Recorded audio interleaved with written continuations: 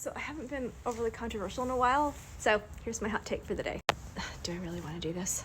Don't do it, don't do it. Yeah, I'm gonna do it. So let's talk about food rewards. It's no secret that I use them, and I don't say treats because I do not give my horses treats when we're training. Like when they get a treat, it is actually a treat for no reason at all.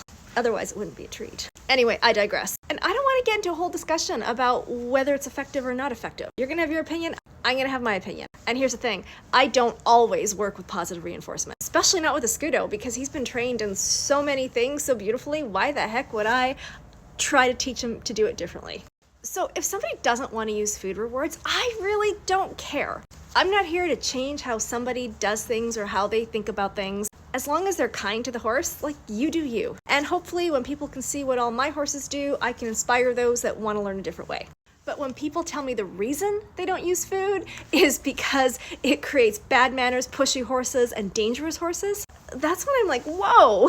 All I hear is that they're unable to teach manners around food. And believe me, manners around food comes in so handy in so many situations, not just training, like feeding time. And how nice it is that I can just tell them to wait without having to put a whole bunch of pressure on them, and they just wait till I say, all done. But again, I digress.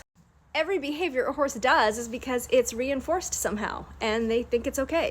Now, it's a whole other thing to say, well, I don't want to train them this way because they're going to go off to other people who are going to misapply it and then create a dangerous horse. Yeah, like that's a real thing, and I get that. But if it's because you truly believe it's going to make the horse pushy, that sounds as illogical to me as saying that pressure and release creates fearful, reactive, explosive horses. Because if somebody said that, you would say, you're doing it wrong. You're either applying it too hard, your timing's off, but you're doing something to frustrate and scare that horse. So it's the same with food. If it creates a pushy, dangerous horse, then you're doing something wrong, or your timing's off. It's misapplied. Any behavior that we get from our horses that isn't what we want is because we've done something wrong. And for those who are gonna say, well, I don't want my horses to do it for food, I want it because he wants to do it for me. I hate to break it to you, pressure and release, because I do use it.